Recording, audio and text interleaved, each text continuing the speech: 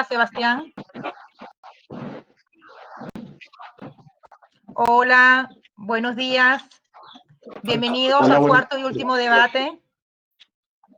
Hola, buenos días, Buenos Gabriela. días. Yo soy Eva y Sebastián. Buenos días, ¿me escuchan? Sí. Sí. Esto es una prueba mía. ¿Escuchan, Javier Herrera? Sí, Javier, te escuchamos. Ok.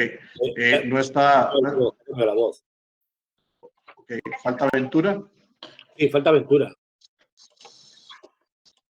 Hola, buenas. Hola, Gabriela. Sí, alguien apretó el live. Buenos días, ya vamos a esperar al resto de asistentes, están entrando. Buenos días, Franklin, Cintia, María José, Maritza. Ana, tendrías que echar una mano a Ventura para que pueda acceder. Cuéntame, ¿qué le ha pasado? Yo le mandé el link. No lo sé. Yo le mandé el link. Sí. Ventura estaba igual que todos nosotros, esperándote, pero no sé qué habrá pasado.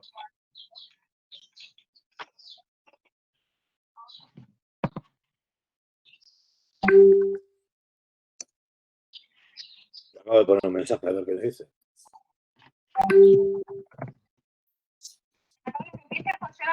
Sí.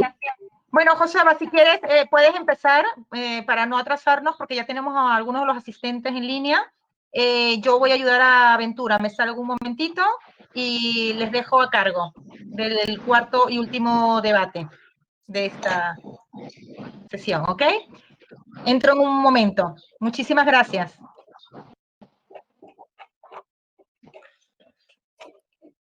Bueno, bienvenidos a todos y todas.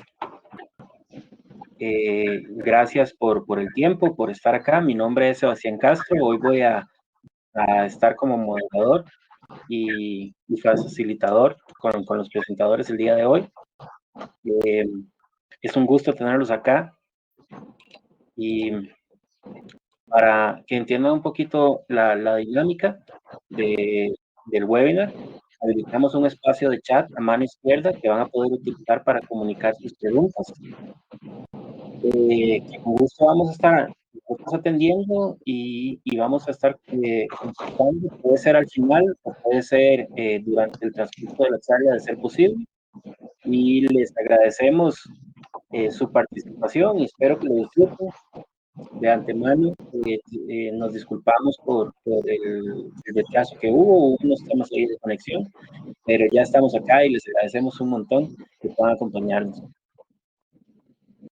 Ya entrando un poquito en materia, a lo largo de estos webinars que hemos venido llevando en transformación digital, hoy vamos a estar conversando con diferentes expositores de mucho recorrido, con mucha experiencia y conocimiento en este campo, pero vamos a estar hablando de innovación.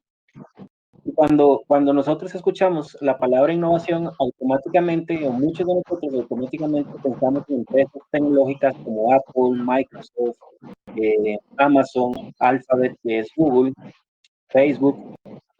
Estas empresas son relativamente de reciente creación, tienen altos valores de capacitación de mercado y cada una tiene estrategias y enfoques de innovación corporativa bien definidos. Pero innovación, más si hablamos de innovación industrial, obligatoriamente se tiene que abarcar a todos los mercados. Y no cabe duda de que la innovación es uno de los motores fundamentales en las organizaciones y como tal, de su sostenibilidad económica, evolución y crecimiento. Michael Porter, es profesor de Harvard también, o profesor de Harvard, es considerado el padre de la estrategia empresarial moderna.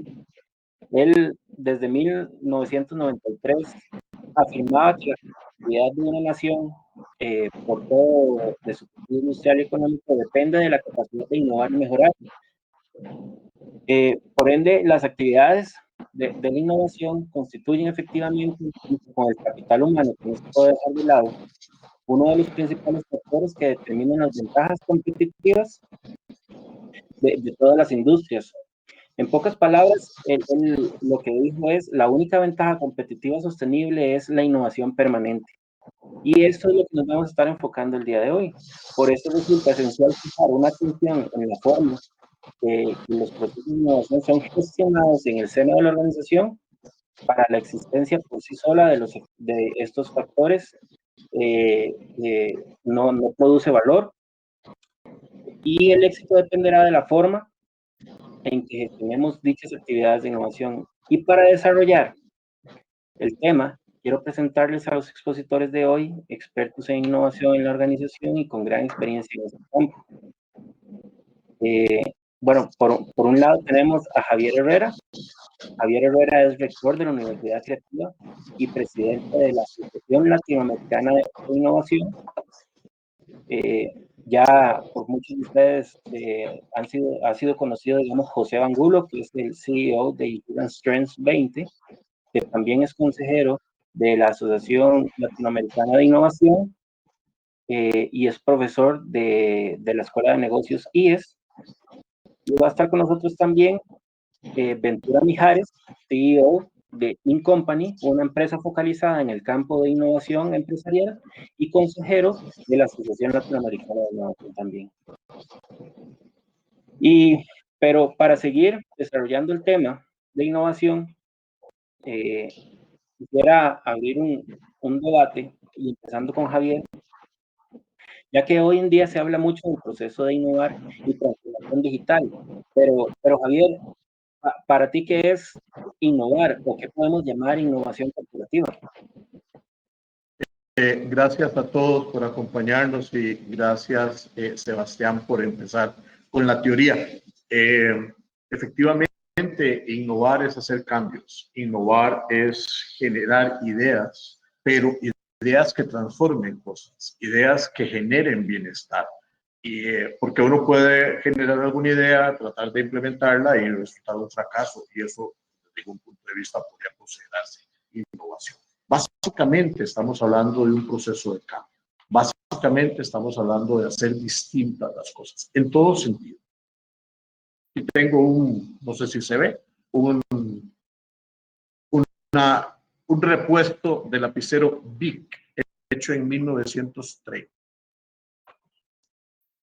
Todavía está vigente, casi 100 años después, todavía sigue siendo efectivo y no hay duda de que fue una innovación. No hay duda de que el proceso arranca como un proceso de sueño o un proceso de ideación y de ahí en adelante arrancamos a hacer el proceso de innovación. ¿Y por qué digo hacer? Porque efectivamente innovación y vamos a irlo, imagino que desarrollando, conociendo un poco la línea de pensamiento de Ventura, que ahorita se nos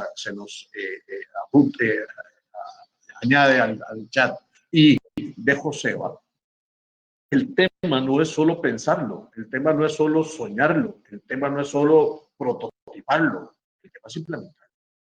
Y ahí es donde efectivamente radica el tema de innovación, en donde lo implemento y genero un valor, ya sea en la generación de un servicio, en la prestación de un servicio, en la producción de X o Y artefacto, ahí, o hasta en en la forma en que se entrega, en la forma en que se plantea.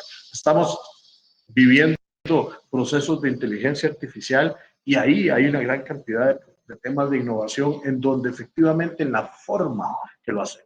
En el área de seguros tenemos una enorme cantidad de maneras. Los seguros autoexpedibles en algún momento fueron una innovación de una estructura de pensamiento. Dijo, ¿por qué razón tengo que hacer todo este formulario yo para mi cliente si le puedo abrir la posibilidad de que mi cliente mismo autogestione su seguro? Y eso no es otra cosa más que un proceso de innovación. En la entrega de un servicio, la cobertura y el beneficio venía siendo lo mismo, pero efectivamente el proceso se pierde. Y ahí es donde efectivamente considero innovación. Para resumir, son innovación, yo lo invertiría, si fuera en un pizarrón académico, en ideas originales que generen valor a la hora de su implementación. Claro, importantísimo lo que Javier nos comenta y nos define, digamos, como la parte de innovar. Pero bueno, ¿cómo podríamos, Joseba, en este caso, cómo ve usted el tema, digamos, siguiendo la línea de que Javier nos comentaba, qué tan importante es la innovación en las organizaciones? Bueno, buena pregunta, la verdad, es una pregunta excelente. La innovación en las organizaciones es un elemento absolutamente fundamental. Antes, fíjate, a ver, es un elemento fundamental y creo que es un elemento que está siendo excesivamente magnífico. Las organizaciones y en muchas ocasiones no se está contemplando como un elemento real que ocupe una parte de la dirección estratégica de las organizaciones, lo que se está viendo más como una estrategia de marketing, una estrategia publicitaria. Al final, yo creo que el valor que hoy tiene la innovación se está perdiendo con ese exceso de actividad que se le está dando al término, ¿no? Sin llegar a profundizar en el mismo. Es decir, estamos abarcando mucho continente y poco contenido.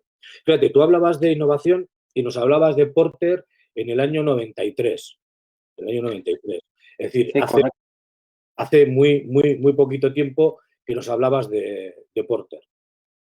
Yo te diría que podemos hablar de innovación o podemos empezar a hablar de innovación muchísimo antes, ¿no? En el año 1919, el ministro de Economía de Austria era un tal señor Joseph Schumpeter, y seguramente se le puede considerar el padre de la innovación. Es decir, fue el primero que introdujo el término innovación y además añadido, ¿no?, a todo lo que tiene que ver con la revolución económica.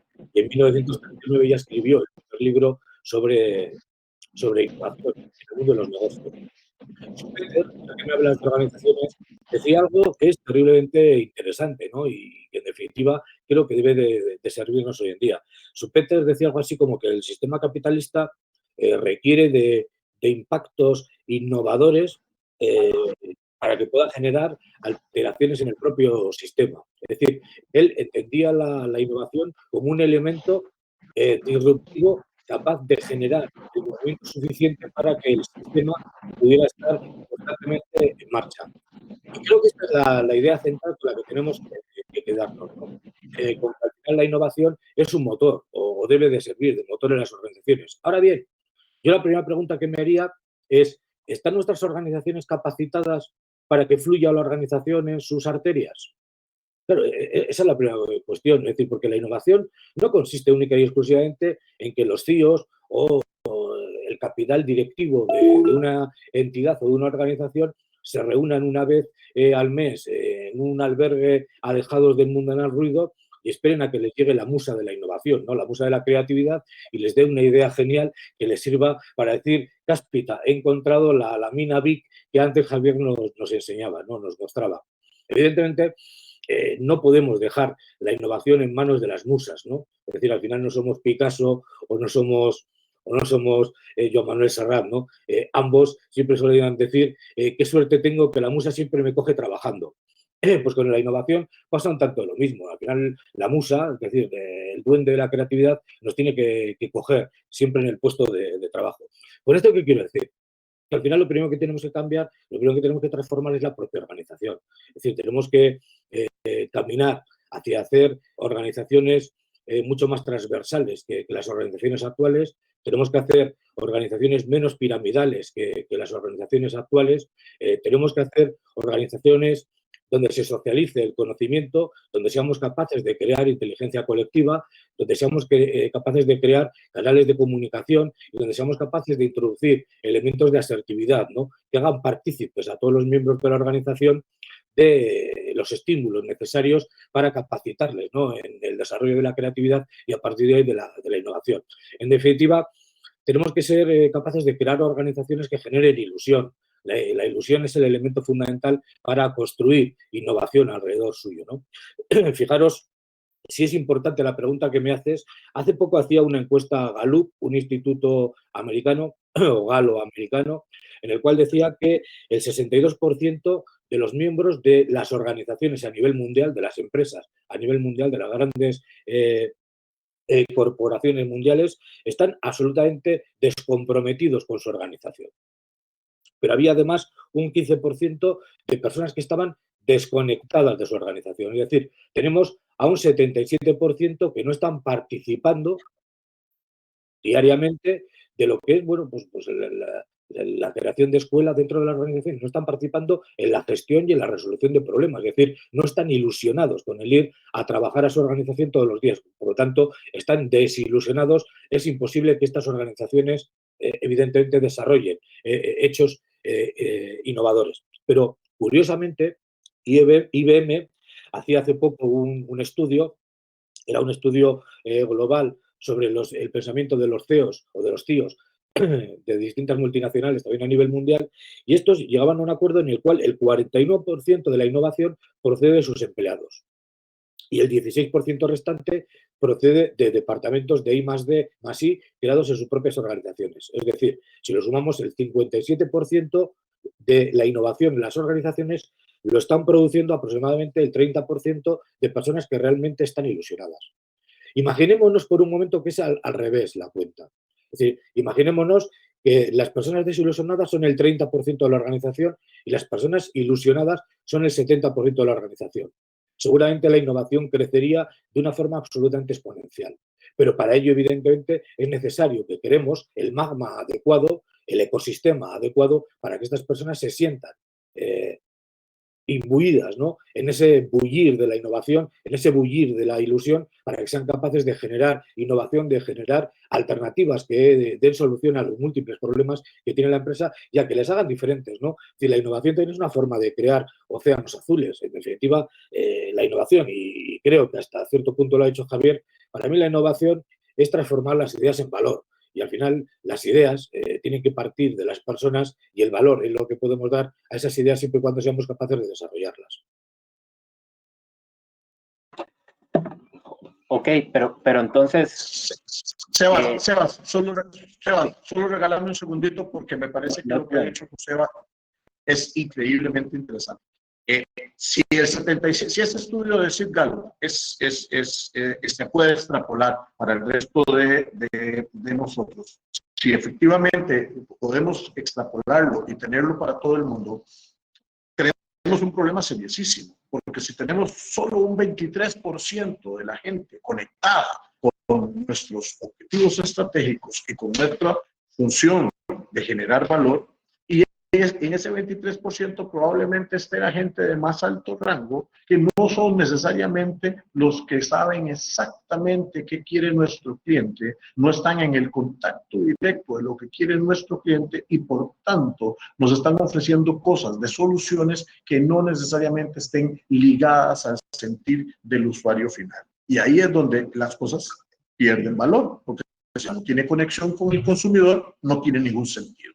Entonces, efectivamente, hay que generar el ecosistema y el ambiente para lograrlo, sin duda.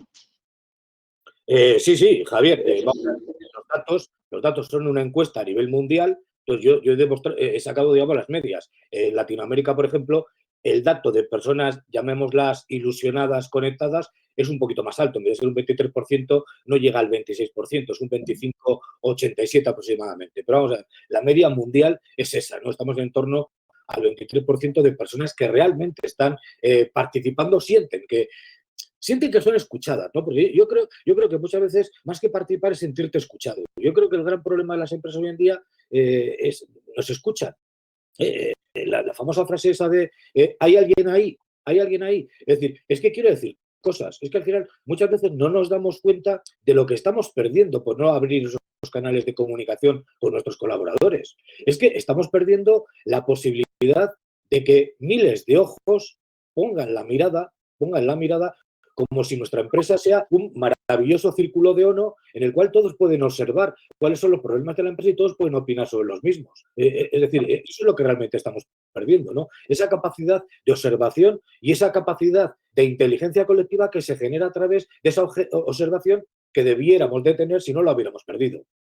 Y creo que esto, evidentemente, es grave y esto nos tiene que hacer reflexionar, porque evidentemente, antes de empezar a pensar en innovar, tenemos que pensar en qué modelo vamos a utilizar para implementar en nuestra empresa y a partir de él poder innovar.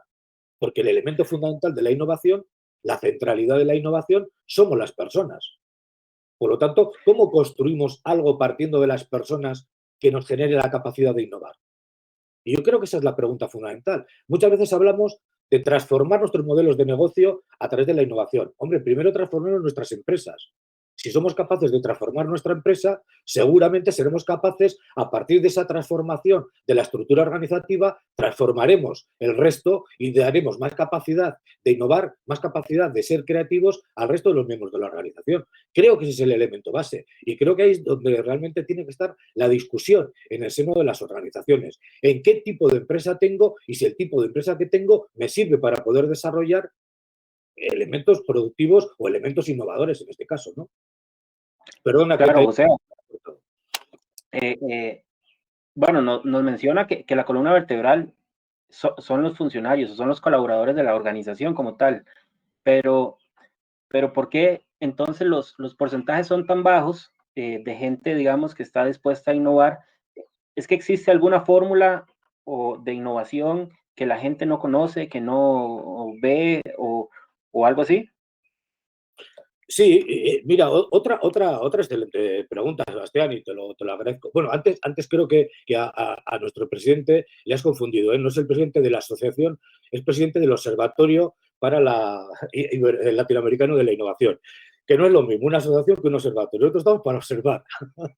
Y además lo digo que si no luego el presidente me riñe. Entonces creo que es importante dejarlo ahí, ¿no? Efectivamente, nosotros llevamos años observando, ¿no? Yo antes hablaba del círculo de ONU, que es un elemento fundamental de observancia, es un modelo de observación dentro de las empresas, ¿no? Claro que vamos observando a las empresas desde hace mucho tiempo. Tenemos ya una experiencia. Hemos funcionado con Incompany, una compañía de la cual, pues bueno, Ventura es el CEO o el CEO y no nos ha podido acompañar hasta ahora. Esperemos que pueda incorporarse a lo largo de la tarde, ¿no? Nosotros al final quisimos llegar a medir la innovación, ¿no? Bueno, al final, claro, hablamos de modelos, hablamos de innovar, hablamos de creatividad y el elemento fundamental que cualquier responsable te puede preguntar, y bueno, ¿y cuánto hay que invertir y cuál es el retorno de esta inversión? ¿Cómo medimos, ¿no?, el esfuerzo que estamos haciendo a la hora de invertir en innovación o de desarrollar modelos que nos ayuden a innovar? Medir la innovación es difícil porque en definitiva al final solo tienes el resultado cuando lo ves, ¿no? Cuando realmente se ha fabricado ese prototipo, se ha convertido en algo cierto que está funcionando en el mercado, bien como servicio, bien como producto o bien como proceso. Entonces nosotros lo que sí hemos hecho a través del observatorio es desarrollar una fórmula que nos ayude a intentar buscar ese valor que la innovación puede tener para las empresas, o al menos buscar un elemento raíz que sirva a las empresas para ir construyendo su modelo de innovación, ¿no? Que en definitiva es lo que tiene que valerles a futuro. Entonces nosotros decimos algo similar a esto. Para nosotros la innovación, en principio, es cultura elevado a ilusión, multiplicado por financiación, multiplicado por creatividad, multiplicado por ejecución y dividido por tiempo. Aparentemente es una fórmula simple, ¿no? Pero tiene su complejidad. ¿Por qué primero hablamos de cultura elevada a ilusión? Fundamentalmente por la conversación que anteriormente manteníamos Javier y yo, ¿no? Porque en definitiva la centralidad tiene que estar en las personas. Y lo primero que tienes que construir dentro de tu organización es una cultura innovadora. Es una cultura que permita a la organización, por un lado, como tal organización, ser resiliente, pero por otro lado tiene que permitir la asertividad, la participación de todos los miembros de la misma. Por lo tanto, es importante, ¿no?, que construyamos esa cultura participativa a través de la cual creemos canales de comunicación por medio de los cuales fluya la innovación. Y evidentemente, si somos capaces de crear estos canales, de crear esta cultura dentro de la organización, seremos capaces de generar ilusión. Por eso debemos multiplicar esa cultura de empresa por la ilusión que genera la misma, ¿no?, y que nos va a ayudar a conseguir nuestros resultados. El segundo elemento es la financiación. Es que, claro, si no tienes dinero, al final, si no inviertes, va a ser difícil que construyas absolutamente nada, ¿no? Absolutamente nada. Y además, hoy creo que hay fórmulas para financiar. Es decir, puedes tener una financiación propia o una financiación externa. Hoy en día, la Comunidad Económica Europea, la Organización de Estados Iberoamericanos, etcétera, etcétera, están invirtiendo. Hay muchísimos gobiernos que invierten en innovación. El gobierno costarricense ha hecho una apuesta importante por la transformación digital y a partir de ahí por la innovación. Por lo tanto, hay inversión pública que nos puede ayudar a construir modelos innovadores en nuestras organizaciones. Por lo tanto, la financiación, en principio, no tiene que ser un problema, pero sí tiene que ser un hecho destacable el que ésta exista para poder dar forma a ese proceso creativo o proceso innovador que vamos a desarrollar. El tercer elemento sería la creatividad. Evidentemente, sin los dos anteriores, la creatividad es imposible. Yo siempre digo que la creatividad nace del sudor. Yo siempre digo que la creatividad es un 90% sudor y un 10% que llegue la musa. Pero al final la creatividad es trabajo, es exploración, es investigación, es estudio, es análisis, es reflexión, es debate. Y esto es un elemento fundamental y para eso tienes que crear el caldo de cultivo adecuado en tu empresa. Las empresas son seres vivos, son seres que tienen que discutir, que tienen que debatir, que tienen que analizar, que tienen que reflexionar. Y a partir de todos esos elementos seguramente configurarán la creación o la creatividad dentro de la propia organización. Y por otro lado, las empresas tenemos que aprender a ser creativas. Es decir, la creatividad también se aprende, porque en definitiva viene o nace fundamentalmente del trabajo. Y por lo tanto, pues hay que crear talleres de creatividad dentro de las propias organizaciones. La Universidad Creativa creo que bueno, es una punta de lanza, ¿no?, en todo lo que tiene que ver con el desarrollo de talleres de creatividad, etcétera, etcétera. Por lo tanto, bueno, pues creo que es un buen elemento que nos puede empujar a ir posicionándonos, ¿no?, dentro de nuestras organizaciones. Y por último, el último elemento es la ejecución. Es decir, al final, si no ejecutamos, si no llevamos a cabo todo lo que estamos intentando poner en práctica, lo único que estamos haciendo es soñar. Y evidentemente de los sueños, pues es imposible que se desarrollen las empresas. Y entonces, yo siempre digo algo, ¿no?, pues que puede ser curioso, ¿no?, porque esta fórmula al final tiene su otro lado. Y es que, claro, hay que cumplirla en todo. Es decir, no puedes dejar ningún elemento sin cumplir. Es decir, porque en definitiva, si no tienes cultura de empresa, lo único que estás generando es apatía, es desconexión. Y lo hemos visto a través de la entrevista de Gallup y de IBM. Si no tienes inversión, lo único que generas es frustración, porque tienes a equipos trabajando, pero que al final no van a tener el músculo financiero suficiente como para partir del prototipo poderlo en práctica. Por lo tanto, les frustras. Si no tienes creatividad, caes en el inmovilismo, te quedas donde estabas, eres incapaz de progresar, eres incapaz de buscar nuevas soluciones a nuevos problemas que este mercado tan complejo nos trae en el día a día.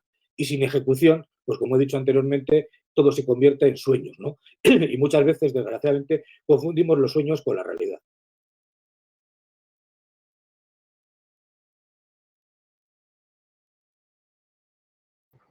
Sí, y todavía hay un tema peor, y es que alguno otro hará realidad nuestro sueño.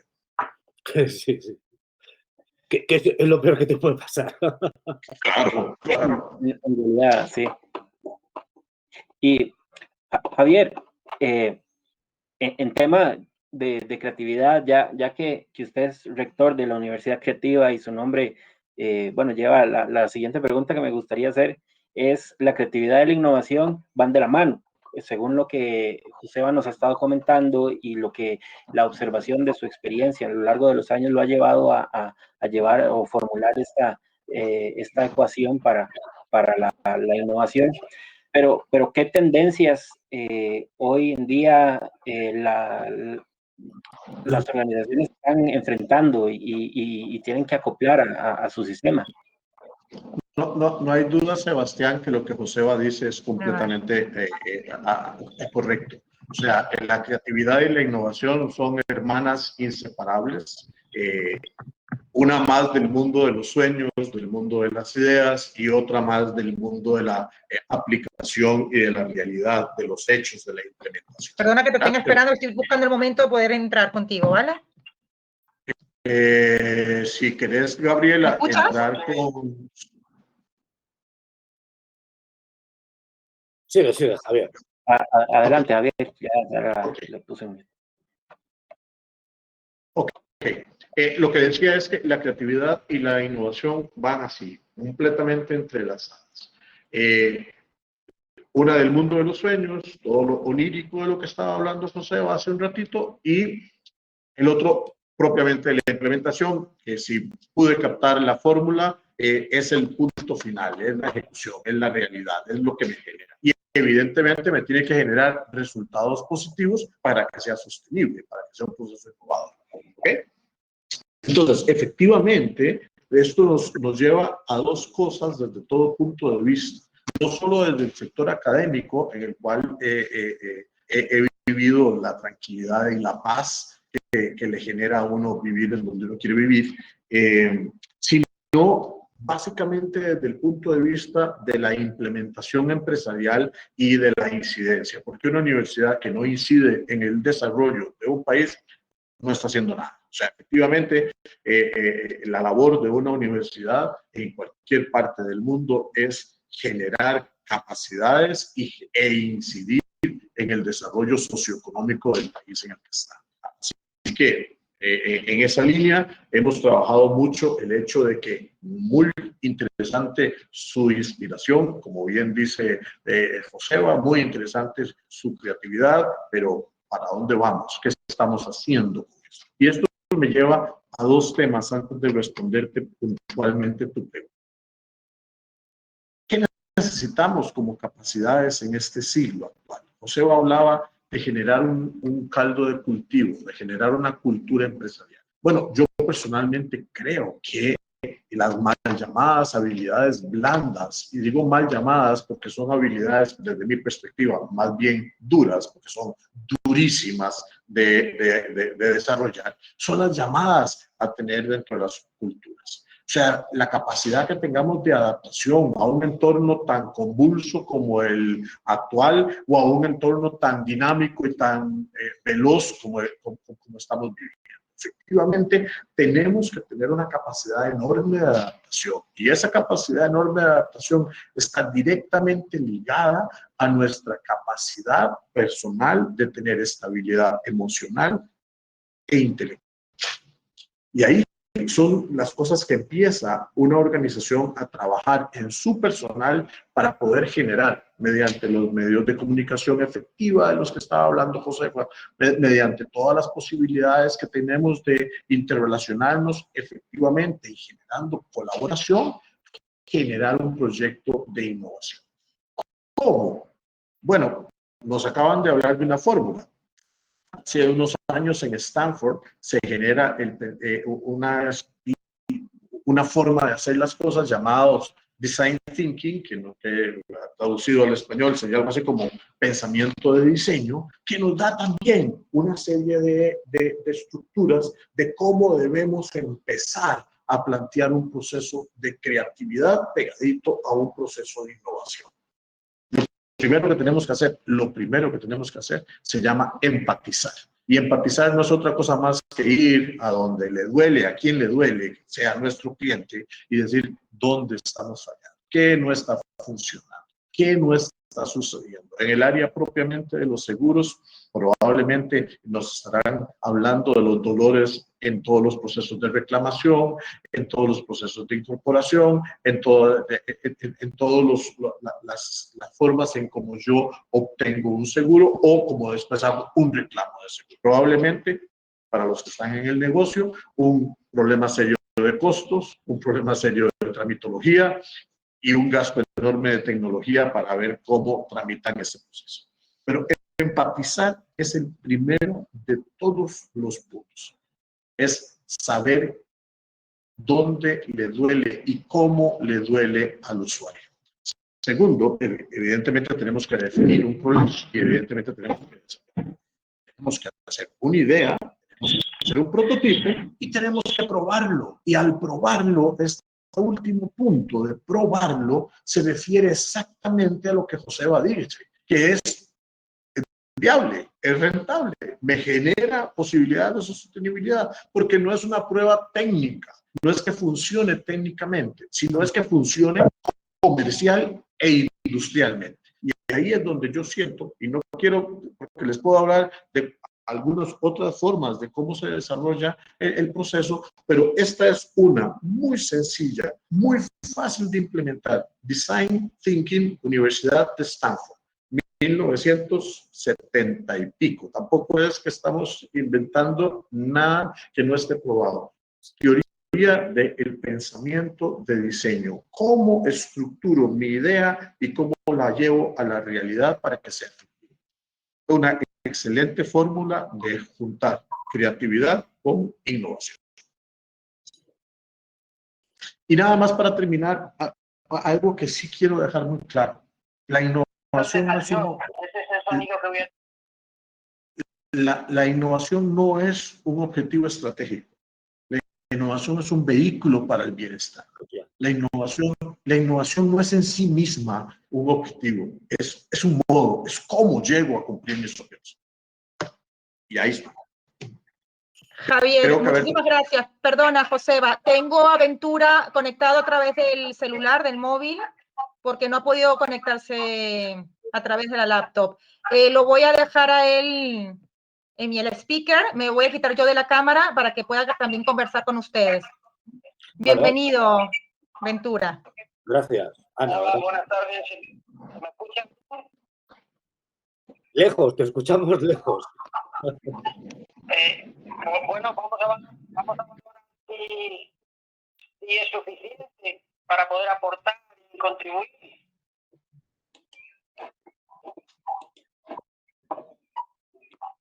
Sí, creo que se escucha un poco lejos, Ventura, pero podemos continuar con una serie de preguntas. Tal vez Gabriela podría intentar acercar más el micrófono al altavoz del teléfono y así tal vez poderlo escuchar mejor, porque la opinión de Ventura es súper importante por lo que él se dedica, la empresa que él está dirigiendo, específicamente para innovación en compañías, asesor en esa parte. Entonces, si pudiéramos tener la opinión, sería excelente. Pero digamos, siguiendo la línea que Javier nos mencionaba de la creatividad y la parte del gestionar, digamos, el personal y que fueran de la mano, y que tenía que ser una fórmula, digamos, consecuente a todo, digamos, la organización. ¿Cuáles podrían ser los elementos fundamentales para una innovación exitosa?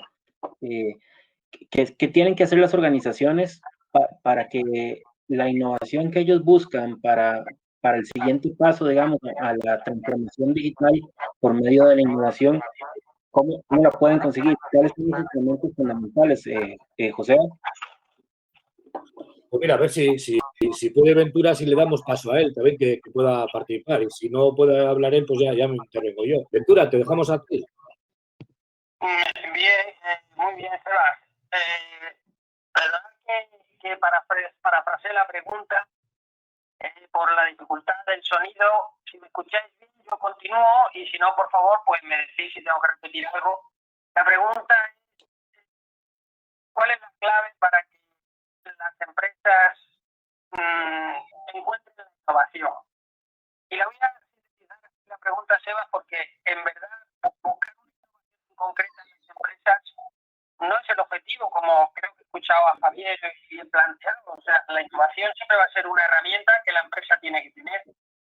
Al final, la clave para que una empresa o un colectivo pueda estar innovando es que se alinee la visión estratégica que tiene la empresa para hacer lo que esté.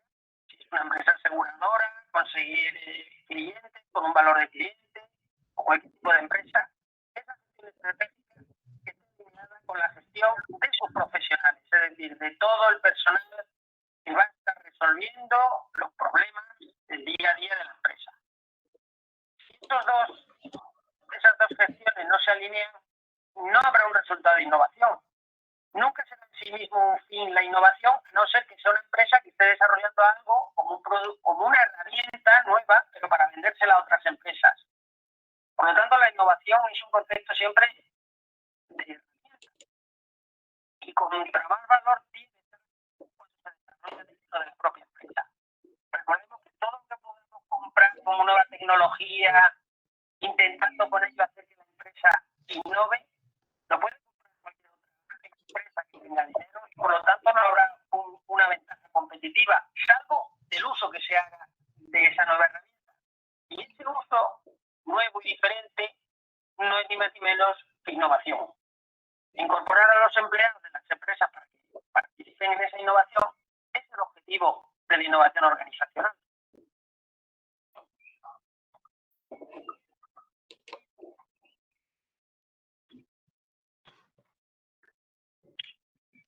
¿Hola? ¿Se escucha? No, ¿No se me escucha nada? ahora sí. Ah, vale. Bueno, creo perdón, Ventura, a los participantes les está costando escuchar un poco el tema de Ventura. Lo que pudimos escuchar fue que el personal es al final el que tiene que hacer el trabajo y tomar la iniciativa, y es la que se va a ocupar con los problemas de la innovación. Pero en realidad, Joseba, para que yo como líder de una organización, gerente o un puesto, altos medios, pueda, digamos, trabajar en la organización, una innovación, ¿cuáles son los elementos fundamentales? Mira, aparte estoy de acuerdo con lo que Ventura estaba comentando, que creo que era interesante, ¿no? Pero fíjate, voy a volver otra vez a mi querido amigo Schumpeter y a los años 30, ¿no? Porque él decía una cosa que creo que es muy interesante y que además está muy ligada con la época que vivimos, ¿no? Él decía algo así, que cuando las compañías crecen, cuando las compañías evolucionan y dejan de ser administradas por sus creadores, por aquellos que las iniciaron, ¿no? De una forma absolutamente, a partir de una idea absolutamente innovadora, estas, cuando son ya recogidas y se convierten en grandes multinacionales, empiezan a ser dirigidas por equipos de dirección, nuevos CEOs, etcétera, etcétera. Y él decía que pierden por completo, o empiezan a ser absolutamente predecibles y empiezan a automatizarse y pierden muchas veces esa capacidad de innovar, ¿no? Yo hasta cierto punto estoy de acuerdo con él, ¿no? Y el ejemplo lo tenemos en nuestra industria, ¿no? Nuestra querida industria aseguradora. El seguro, las compañías más antiguas tienen más de 100 años. Más de 100 años.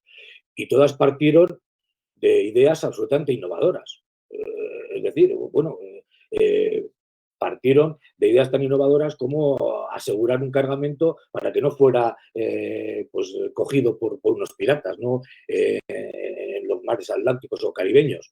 Digo, por poner un ejemplo. O a una persona en Londres se le ocurrió pues asegurar que después del gran incendio de Londres, pues las casas para que no se volvieran a quemar y se quemaran, pues que alguien cobrara algo, ¿no?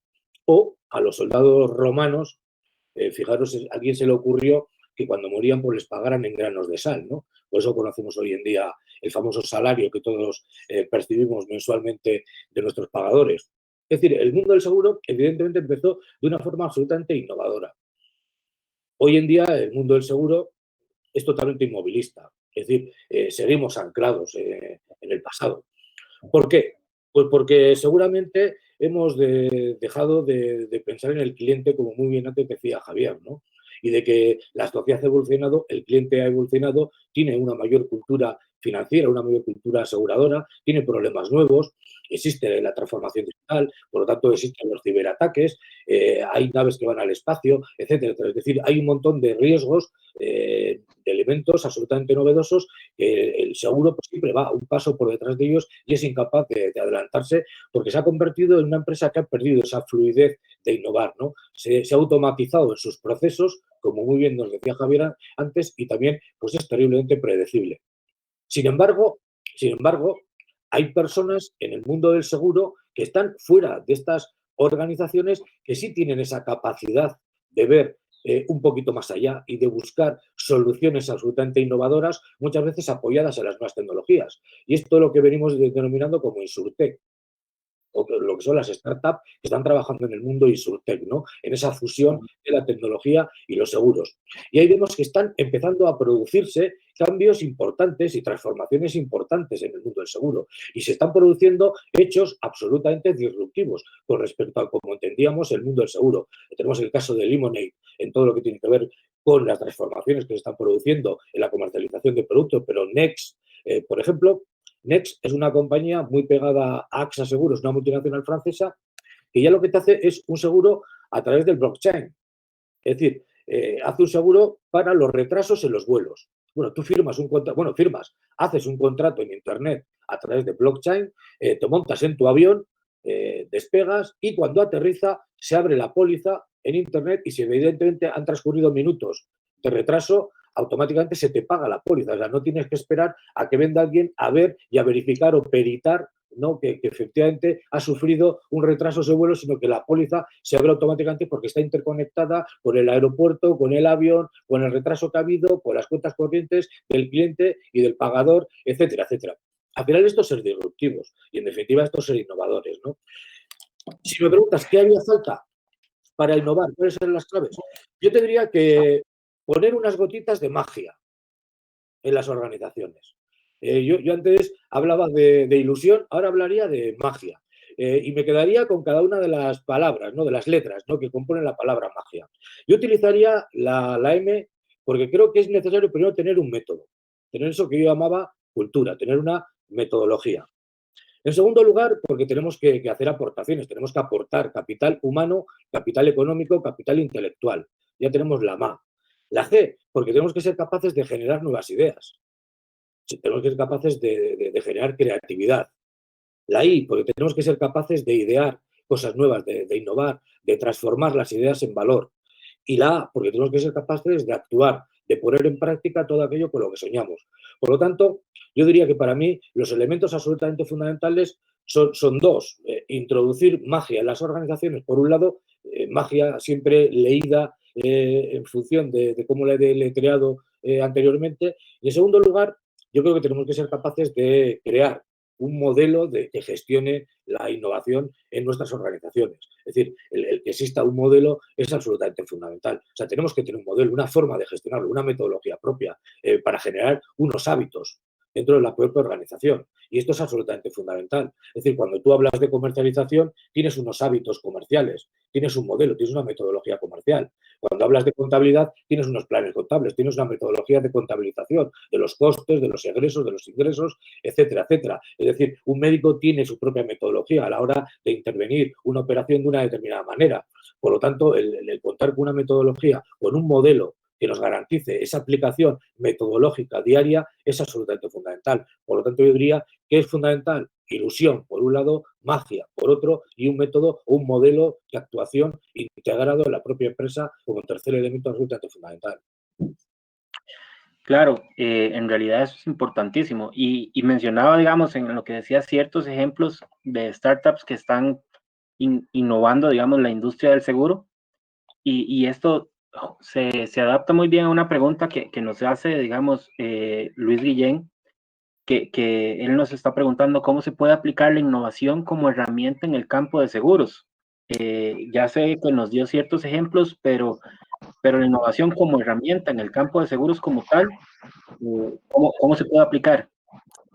Realmente creo que cualquier industria, no solo la de seguros, es susceptible a tener procesos de innovación. Sí, definitivamente tenés la capacidad de hacer las cosas distintas y tenés que encontrar la fórmula de hacer distintas. No es que te cae un rayo y que te iluminó, como decía José hace un rato, de que llegaba la musa y te invadía, pero sí es algo que tenés que hacer muy concentrado. Vamos a tratar de responderle a Luis con alguna idea que mientras vi la pregunta de él se me estaba ocurriendo. Por ejemplo, evidentemente soy obeso. Evidentemente cada vez que he ido cuando hice mi trámite de seguro, tuve una sobreprima y tuve algunas exclusiones, típico de una compañía de seguros. Pero no hubo una sola compañía de seguros a la que se le ocurriera que yo no solo tenía que pagar una sobreprima y tenía algunas exclusiones, sino que eventualmente iba a tener problemas cardiovasculares, iba a tener problemas de azúcar, iba a tener problemas de coronarias, e iba a generarle un gasto a la compañía de seguros. Entonces, ¿por qué no pensar más bien en un proceso de motivación, si es que cabe la pregunta, si es que cabe la frase, de motivación hacia su cliente, de decirle, En medida en que usted avance en un proceso de bienestar de su salud, en un proyecto de wellness, en un juego, inclusive en un juego de reducción de pesos y de reducción de cosas y de mejora de esos índices de salud, yo voy a ir eliminando la sobreprima. O sea, el cliente va a recibir un pago, va a tener que pagar una prima disminuida a la que ya había pagado, a la sobreprima, simplemente porque mejoró su condición de salud. De alguna manera le generó valor al cliente diciéndole que está ahora mejor de su salud, y no solo eso, sino que bajo mi riesgo asociado que tengo con ese cliente que eventualmente me iba a reventar en una situación complicada. Eso simplemente es innovación. Eso simplemente es agarrar el mismo proceso que ustedes tienen, con el mismo manejo de riesgos, con el mismo actuario, con la misma estructura que tienen, y simplemente es empezar a hacer así. Y eso genera, evidentemente, un mayor bienestar en el cliente, y eso genera, evidentemente, una mejor bienestar en sus estados de resultados, porque ya no tienen una necesidad de hacer un desembolso en algún momento. Ahora, idea que se... Javier, hola Javier, que quiere hablar Ventura. ¿Lo escuchan? No, Sí, yo no escucho a vos. Yo no lo escucho a él. Nada, es imposible, ¿eh? Se oye muchísimo ruido. Mira, mientras buscamos la posibilidad de volver a conectar a Ventura, Javier, no sé si has terminado. Sí. Sí, mira, yo contestando a Luis. Vale, claro, innovar en el mundo del seguro. Yo diría lo siguiente, ¿no? A ver, primero, yo lo contextualizaría. ¿Dónde estamos? ¿No? Al final, a principios del siglo pasado, no sino del siglo anterior, finales de 1800, primeros de 1900, se produjo la primera revolución industrial, que tuvo como efecto, partió a partir del vapor, ¿no? La segunda fue a principios ya del siglo pasado, y todo se basaba en la electricidad. En los años 60, también del siglo pasado, vivimos ya la tercera revolución industrial, que estaba basada en la computación. Y hoy en día, pues bueno, ahí no se ponen de acuerdo, ¿no? Algunos hablan ya de la cuarta revolución industrial, otros hablan de la quinta revolución industrial, que es la que estamos viviendo. ¿Cuál es el común denominador de esta revolución industrial? Algunos dicen o apuestan porque es la vanguardia tecnológica. Yo soy de los que piensa que el verdadero valor de la revolución industrial que estamos viviendo es el dato. Es decir, es la facilidad que hoy tenemos de obtener datos de las personas. ¿Por qué? Porque al final la obtención del dato a través de distintos instrumentos de la vanguardia tecnológica nos permite adquirir conocimiento. ¿Quién va a innovar? ¿Quién va a innovar hoy? Aquel que sea capaz de tener los mejores instrumentos para obtener los datos y obtener el mayor conocimiento posible del análisis que de los datos haga. Me explico. Por ejemplo, ¿qué sería una innovación? ¿Por qué no empiezan las compañías de seguros, fundamentalmente las que trabajan, por ejemplo, en el ramo del automóvil, a regalar el GPS con el seguro? El GPS, IoT, es decir, es Internet de las Cosas, está absolutamente conectado. ¿Qué nos da el GPS? Nos da, primero, cuántos días a la semana conduce el que utilice el vehículo, quién lo utiliza, cómo conduce, por qué tipo de carreteras, cuánto tiempo, en qué días, si va por carreteras principales o secundarias, carreteras de montaña o autovías, etcétera, etcétera, etcétera. Con toda esa información podemos personalizar los seguros. Eso es innovar, porque nos vamos a diferenciar de nuestros competidores, porque vamos a cobrar la prima que realmente consuma este cliente. Y en el mundo de la salud va a ocurrir un tanto lo mismo, en el mundo de vida. En el mundo de vida ya se han acabado las tablas de mortalidad GECA, las tablas de mortalidad suizas, ¿no? Donde buscábamos cuánto iba a vivir una persona, las tablas de supervivencia o de fallecimiento. Hoy en día utilizamos tablas biométricas. Claro, la utilización de la tabla biométrica te da un conocimiento muchísimo mayor, porque ya no solamente tienes en cuenta a qué edad va a vivir o durante cuánto tiempo va a vivir o cuándo va a fallecer una persona, sino cuáles son sus hábitos de vida, si hace o no hábitos saludables. Con lo cual va a bajar muchísimo los costes de las pólizas de vida. En España, con la utilización de las tablas biométricas, se ha previsto que se produzca un abaratamiento entre un 20 y un 30% en los seguros temporales, por ejemplo. Entonces, esto es innovar. Es decir, aquellos que sean capaces de utilizar, en primer lugar, el dato y a partir del dato el conocimiento que éste nos da, Esos van a ser realmente los innovadores en el mundo del seguro. Y ahí, desgraciadamente, para las compañías de seguros que son terriblemente inmovilistas, todo lo que tiene que ver con las InsurTech, es decir, todas las nuevas startups que están adhiriéndose al mundo del seguro, pues les están ganando por la mano. ¿Por qué? Porque están entendiendo el comportamiento del cliente. Es decir, están entendiendo que la sociedad ha cambiado. Es decir, ahora, una vez más, el cliente ha cambiado. El coronavirus ha tenido su parte mala, desgraciada. Ha matado a millones de personas. Es una auténtica desgracia, es una barbaridad lo que ha ocurrido en este mundo y quizás no es el momento de profundizar en ello, ¿no? Y de la culpabilidad que muchos tienen de que esto siga todavía pues de forma masiva asesinando gente. Pero tiene una cosa, entre comillas, buena, y es que ha sido un acelerador de la transformación digital. Es decir, ha acelerado la transformación digital como 4 o 5 años. Y además ha cambiado también las formas de comprar de los clientes. Es decir, porque al final nos hemos visto obligados a tener que comprar vía Internet. Es decir, hemos cambiado nuestras preferencias de compra y nuestras formas de comprar. Y evidentemente habrá que empezar a analizar si esto va a ser una tendencia que se va a quedar de cara al futuro o es solamente un hecho temporal que cuando regresemos a la normalidad deje de existir y volvamos a los antiguos, a nuestras antiguas fórmulas de vida, porque en definitiva somos animales sociales, ¿no? Que necesitamos del contacto con las personas a la hora de comprar y de compartir. Pero esto hay que empezar a estudiarlo desde un punto de vista sociológico. Y evidentemente el Big Data nos puede ayudar muchísimo. Y aquí hay que ser innovadores y hay que empezar a buscar soluciones, porque evidentemente el mercado, lo que sí es cierto, independientemente de cuándo regresemos a la antigua normalidad, lo que sí es cierto es que va a estar más repartido entre el mundo online y el mundo offline. Es decir, antes, si el mundo offline era un 30%, el mundo online era un 70%, ahora se van a acercar mucho más. Porque esa tendencia, evidentemente, se va a mantener. Y porque ha habido mucha gente que ha descubierto la compra online que se siente cómoda. Y por lo tanto lo va a aceptar y lo va a adoptar como una manera de comprar y de relacionarse con la compra de productos. Pero evidentemente tendremos que buscar nichos. Es decir, es que igual lo disruptivo y lo absolutamente innovador mañana es buscar ese hueco donde hagas la competencia o donde no tengas competencia de lo digital y no utilices lo digital porque comercializas tu producto de una forma distinta. Es decir, y hay que buscar ese nicho de mercado también, porque no todo el mundo va a comprar vía Internet. Siempre quedará alguien rezagado, siempre habrá productos que necesiten de una forma de comercialización absolutamente diferente.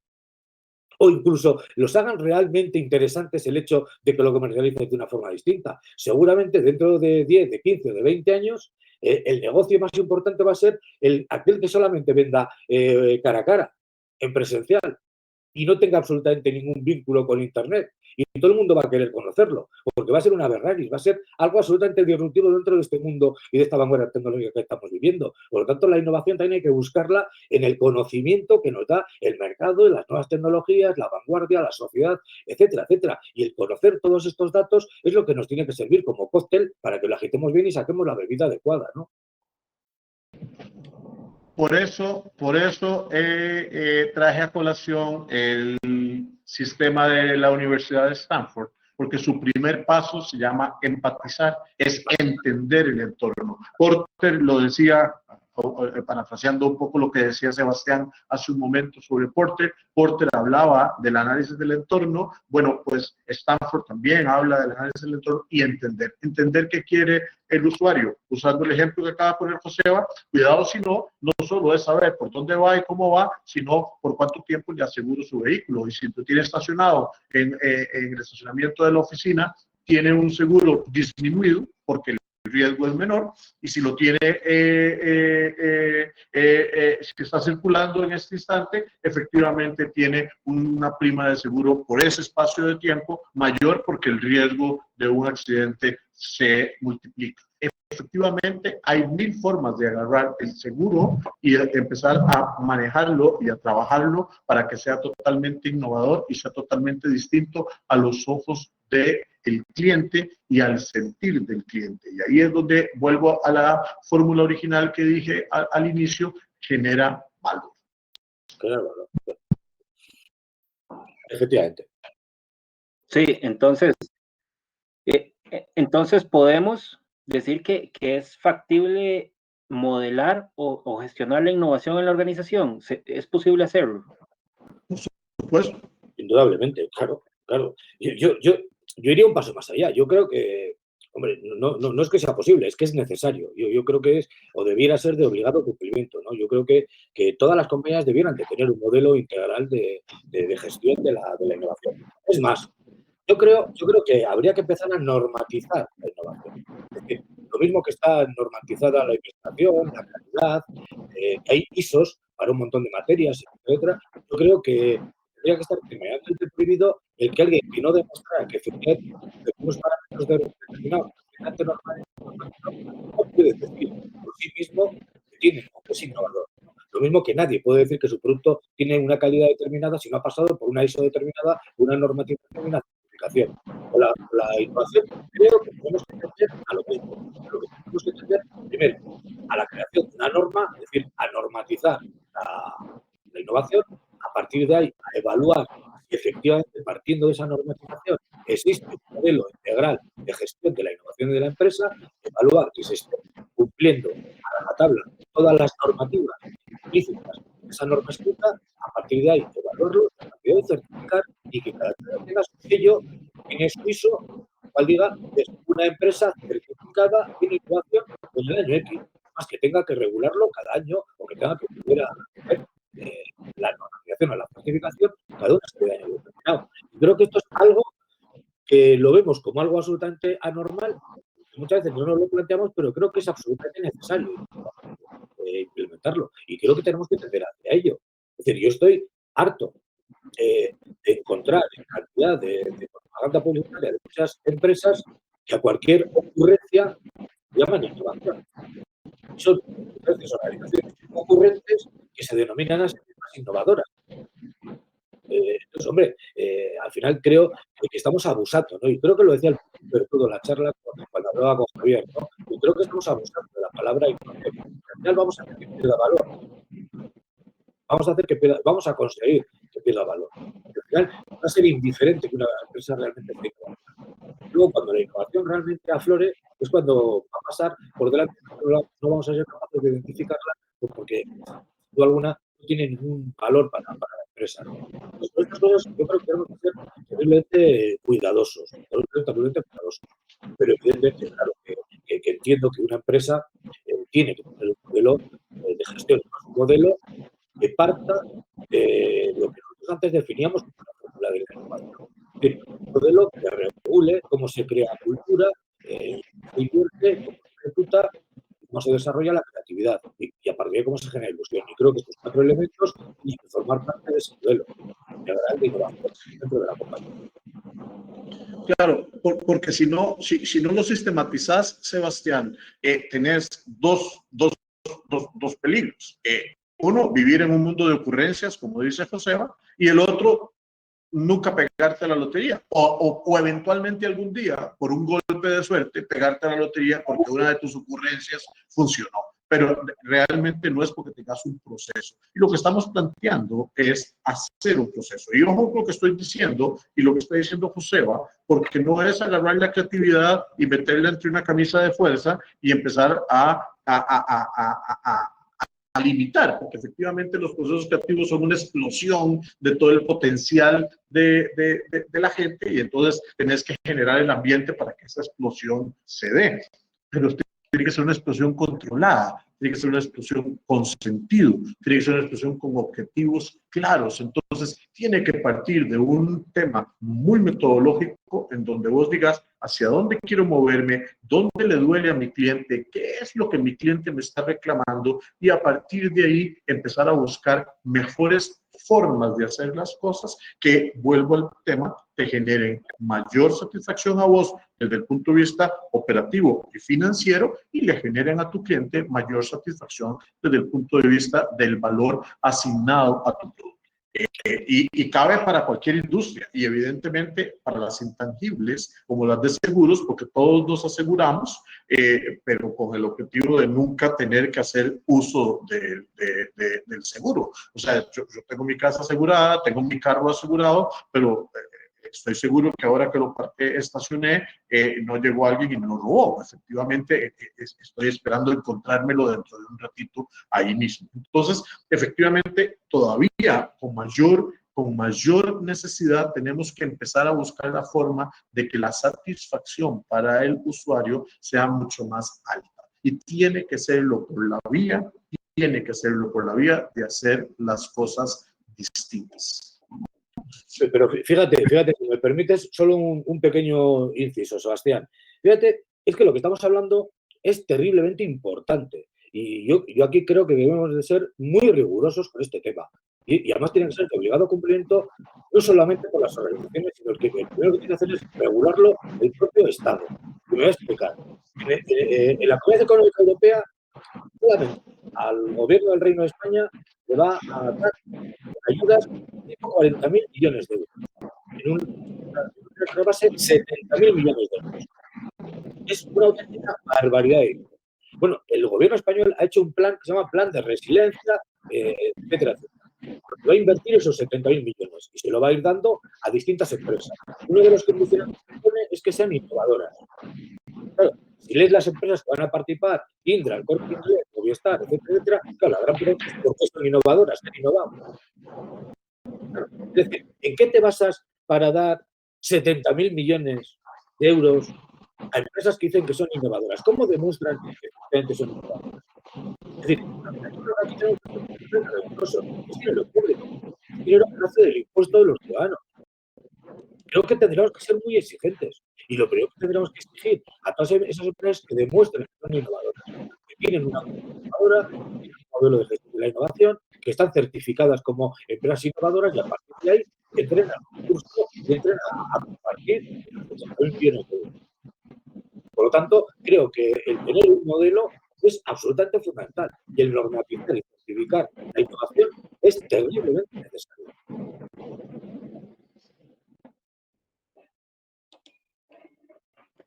Claro, entonces podríamos resumir que tenemos que adoptar, según la fórmula de la experiencia, una cultura elevada a la ilusión, más financiación, más creatividad, más la ejecución, para poder trabajar una innovación en nuestras organizaciones, donde el pilar y la columna vertebral de un proceso de innovación va a ser la gente, y hay que darles la libertad de que puedan crear y desarrollar sus ideas para poder lograr una innovación efectiva.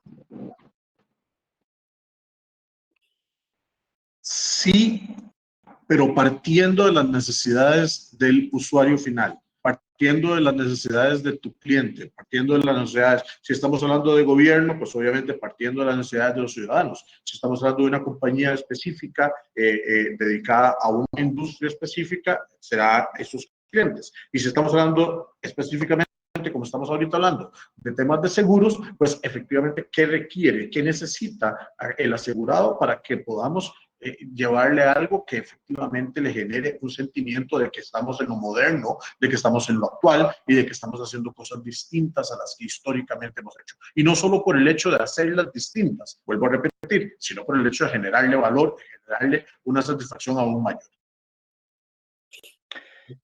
Claro, nos están consultando, José, dependiendo o según la experiencia suya en innovación, ¿cómo no perder el sentido humanista, sobre todo en los temas cuando la robótica sustituye ciertos procesos humanos, como inteligencia artificial o temas similares? ¿Cómo no perder el sentido de las personas, y al final las personas son parte fundamental de la innovación?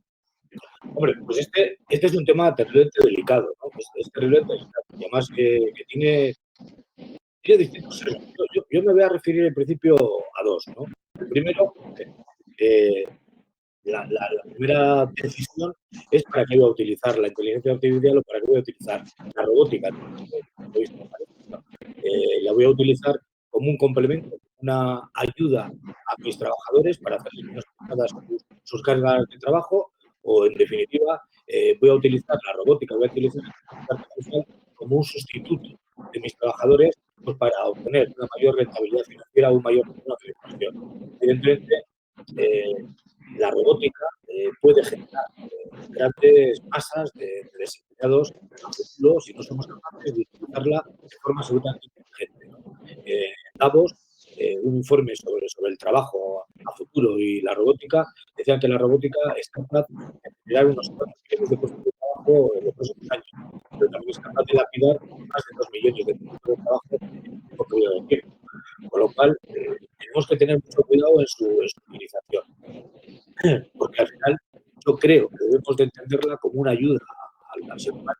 Es decir, yo creo que la centralidad de cualquier empresa, de cualquier negocio, siempre tiene que ser la persona, y la robótica tiene que ser herramientas que nos ayuden a mejorar nuestro puesto de trabajo, que tengamos más tiempo para poder familiar con nuestra familia, con nuestros amigos, para capacitarnos, para prepararnos, para relacionarnos. En definitiva, yo creo que la robótica tiene que ser una herramienta de ayuda y nunca puede ser la sustitución que le vale, ¿no? El egoísmo para acumular más capital. Por otro lado, claro, la robótica va a generar otro problema a largo plazo. Es decir, si en definitiva toda la sociedad de bienestar, todos los sistemas de previsión dependen de las cotizaciones, ¿no?, empresariales y de las cotizaciones de los trabajadores. Evidentemente, si van desapareciendo los trabajadores y vamos sustituyéndoles por robots o por algoritmos matemáticos, etcétera, etcétera, ¿quién va a cotizar para seguir manteniendo el sistema de bienestar? ¿Quién va a tener que aportar esas cotizaciones necesarias para seguir manteniendo las pensiones públicas, la sanidad pública, etcétera, etcétera? En Europa está habiendo un debate muy, muy interesante. Yo tengo la fortuna de poder estar participando de forma indirecta, ¿no?, en el mismo, y es sobre el tema de las pensiones públicas y las cotizaciones que tendrán o no que hacer los robots a futuro. Entonces, se está creando ya una primera directiva donde se está analizando qué es un robot, porque muchas veces pensamos que un robot es únicamente una máquina que habla de una forma extraña y se mueve de una forma imitando a los humanos. Pero es que un algoritmo matemático, una pequeña fórmula matemática, también puede llegar a quitar muchísima mano de obra y puede utilizar muchísimos puestos de trabajo. Cuando hablamos entonces de transformaciones en el mundo del seguro, estamos hablando de utilizar algoritmos matemáticos para hacer diversas gestiones administrativas, ¿no? Con lo cual, lo primero que tenemos es definir qué es un robot. Definir qué es un robot. En segundo lugar, claro, ¿hasta dónde llega la propia responsabilidad civil del robot? ¿El propio robot como tal va a tener responsabilidad civil o la va a tener su dueño? ¿Quién va a ser el propietario? Y a partir de ahora, claro, el hecho causante. Porque, claro, a partir de ahí se van a definir muchísimas cosas, entre otras, que ese robot tiene o no que cotizar también a la seguridad social, o tiene que pagar impuestos. Entonces, claro, es un debate terriblemente interesante, ¿no? Junto con un tercer debate sería el reparto del trabajo. Es decir, cada vez vamos a hacer menos trabajo y cada vez somos más ciudadanos. Tendremos que buscar y tendremos que ser innovadores en buscar nuevas formas de reparto del trabajo. Seguramente tendremos que empezar a hacer realidad pues, la jornada de 4 días o la jornada de 6 horas o de 7 horas. Es decir, tendremos que repartir el beneficio empresarial de una forma completamente distinta, redistribuir la riqueza de los países de una forma distinta, a través, bueno, pues de una fiscalización absolutamente diferente, una fiscalidad diferente, mucho más progresiva, mucho más equitativa, mucho más transparente, etcétera, etcétera. Es decir, el mundo de la robótica toca muchas cuestiones, y más como lo plantea Luis en su pregunta, desde un punto de vista humano, referido al humano, pues toca el mundo de trabajo, en el mundo de los impuestos, en el mundo de cultivar o de cuidar el estado de bienestar, etcétera, etcétera. O sea, que tiene múltiples lecturas. Una pregunta muy profunda, muy compleja. Sí, yo coincido con Joseba en que todos los procesos de RPA deben ir enfocados hacia los procesos metódicos que no generan valor. Otra vez, sigo con el tema. Por eso es que me parece que lo fundamental es no perder el concepto de lo que genera valor. En seguros, todos los procesos de reclamación, todos los procesos de meteo de cuentas, todo este tipo de cosas los puede hacer un robot. El contacto con el cliente no debería hacerlo, y es uno de los grandes errores que hacemos. Cuando un asegurado llama a su empresa de seguros, no a su agente, a su empresa de seguros, ¿cuándo lo llama? Lo llama cuando tiene algún problema. Y en ese instante le contesta una máquina. Y es el instante en que emocionalmente está más afectado, está menos dispuesto a escuchar 5 opciones robóticas de si quiere hablar con tal, marque 1, si quiere hablar con tal, marque 2, si quiere hablar con tal. Ahí es donde yo pienso que los procesos, y ahí interesantemente lo que decía Joseba, cuidado si un proceso de innovación no es devolverse al trato humano, de decirle, hola, le habla Javier, ¿en qué le puedo ayudar? Y solo esa oír a una persona que le late el corazón del otro lado, le baja la tensión en ese instante para que pueda verbalizar por qué me está llamando. De otra manera me pone un WhatsApp, me pone un correo o trabaja por medio del chat o por medio del chatbot, que es otro tema de robotcitos haciendo chat con la gente. Pero cuando yo decido llamar a la empresa es porque tengo alguna preocupación o alguna situación problemática. Y cuidado, si no se vuelve un proceso de innovación, devolverme al trato humano en la recepción. Efectivamente, no debemos perder de vista que todo lo que hagamos está hacia personas y todo lo que hacemos lo hacemos con personas. Así que somos seres sociales, no debemos perder. Por más desarrollo de inteligencia artificial y por más desarrollo de la robótica en los procesos, no debemos perder el contenido humano. De hecho, una de las encuestas de los grandes buscadores de talento nos dicen que hoy por hoy lo que están buscando son más habilidades humanas que habilidades técnicas. O sea, la gente está hablando de encontrar en sus funcionarios pensamiento crítico, la gente está hablando de encontrar en sus funcionarios capacidades de comunicación efectiva, capacidades de colaboración, capacidades de adaptación. O sea, efectivamente estamos buscando temas que son directamente humanos. No podemos perderla en ninguna industria, ni en la de seguros, ni en ninguna otra. Sí, señor, y además ahondando, ¿no?, en lo que está diciendo Javier, totalmente de acuerdo con él. Claro, en el mundo del seguro, los agentes, los corredores, los brokers, los intermediarios van a tener que estar rápidos en transformarse, porque, claro, todo lo que son productos masa, productos commodity, el auto, el hogar, etcétera, son productos que a futuro y con competencia los van a tener la máquina.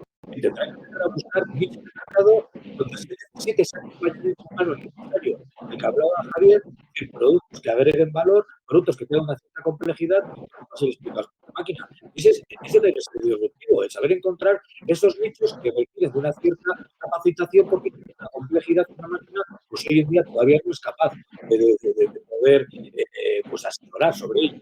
Entonces, es un mundo que los próximos años, y esto corre mucho, nos va a traer mucha sorpresa, pero creo que cuando hablamos de innovar, a mí me gustaría, casi para finalizar, una cuestión.